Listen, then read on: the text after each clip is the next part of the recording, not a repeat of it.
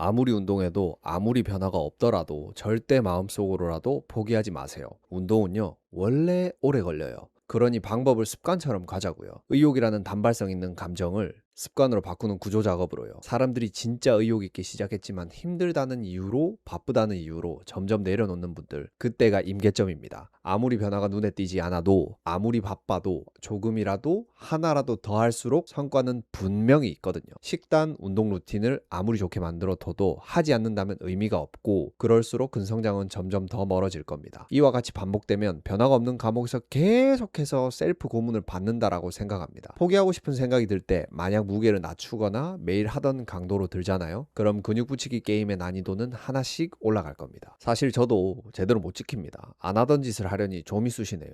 이건 저한테 하는 얘기이기도 하며 여러분들과 함께 근성장하고 싶은 마음에 영상을 만들어 봤어요. 그래서 지금부터 알려드리겠습니다. 당신의 몸이 성장하지 않는 이유를, 그리고 제가 사용하는 난이도 낮추는 방식을요. 첫 번째 이유는 훈련 강도의 부족입니다. 사람들이 자신이 충분히 열심히 운동하고 있다고 생각하지만 실제로는 근육이 성장하는데 필요한 자극까지 도달하지 못합니다. 실패 지점까지 도달하는 반복, 이른바 진짜 하드 세트는 생각보다 훨씬 더 고통스럽고 의지가 필요한 과정입니다. 단순히 세트 수를 채우는 게 아니라 마지막 반복에서 팔이 들리지 않을 정도까지 버티는 것이 진짜 자극입니다. 예를 들어 볼게요. 10회를 목표로 했다면 마지막 2, 3회는 정말 팔이 안 올라갈 정도로 흔들릴 정도로 힘들어야 해요. 그게 진짜 근육이 자극받는 순간입니다. 안 되면 한 번이라도 해야 합니다. 저 한 번이라도 하거든요. 근데 이게 매번 가능하지 않습니다. 현실에서 쉽지 않아요. 그래서 저 같은 경우엔 난이도를 조절하는 방법으로 병행합니다. 예를 들어 실패 지점까지 도달해야 되는 날은 일주일에 한두 번 정도로 한정 짓고 나머지 날은 운동 동작의 완성도, 감각, 집중하는 식입니다. 무게를 줄이고 동작의 템포를 느리게 가져가거나 집중해서 타겟 근육에만 자극이 가도록 컨트롤하는 거죠.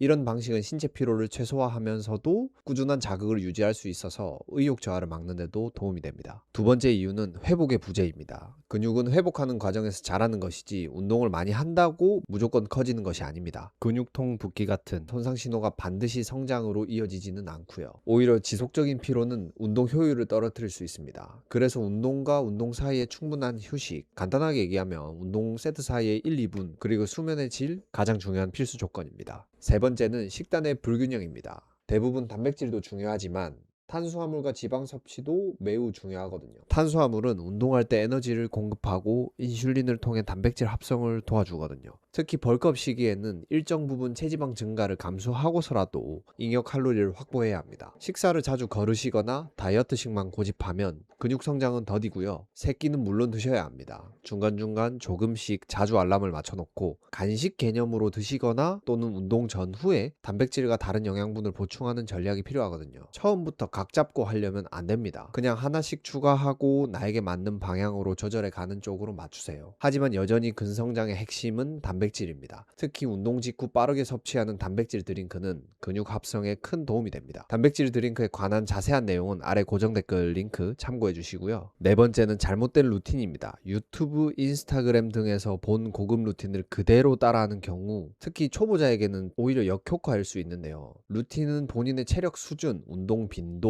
회복력에 맞춰 조절해야 합니다. 오히려 기본적인 루틴, 예를 들어서 상체, 하체 분할을 3일 반복하고 4일은 걷는다든지 러닝, 스트레칭, 코어 운동을 배치하는 식으로 구조를 짜면 훨씬 실용적입니다. 제가 짜는 거는 하루는 가슴 삼두, 2일차에는 어깨, 3일차는 코어 운동, 4일차는 하체, 5일차는 광배, 6일차는 휴식을 하고 7일차는 러닝 플러스 전신 운동으로 약간 근손실 방지용으로 그렇게 짜고 있고요. 마지막으로는 심리적 포기가 가장 크다고 생각합니다. 운동은 매일의 반복이고 성장이라는 건 눈에 띄지 않을 만큼 정말 느리게 오기 때문입니다. 여기서 중요한 건 바로 의욕이 꺾이지 않도록 환경을 만들어주는 건데 하루 운동 시간이 1시간이 어렵다? 20분이라도 하세요. 매일 실패 지점까지 가지 못해도 괜찮습니다. 하지만 안 하는 날이 늘어나는 것만큼은 경계해야 합니다. 그냥 맨날 해야 됩니다. 맨날 해야 돼요. 움직인다라는 거에 초점을 두자고요. 운동이라는 게 정답이 아닌 내가 지킬 수 있는 최선의 조합을 만들어가는 과정이고, 실패하더라도 다시 시작하고 그날 컨디션에 맞게 강도와 볼륨을 조절하면서도 흐름을 잃지 않는 것이 가장 중요하다 생각합니다. 외형 변화는 그 결과로 따라옵니다. 그리고 무엇보다 건강, 자신감, 심리적 안정감이라는 더 중요한 결과들을 함께 가져다 줄 겁니다. 당신의 근육은 지금도 당신이 살아가는 매일 속에서 얘기하고 있습니다. 더 움직여, 운동했으니 완벽하게 쉬어라, 더 먹어라. 그 메시지에 조금만 주의를 기울여 봅시다.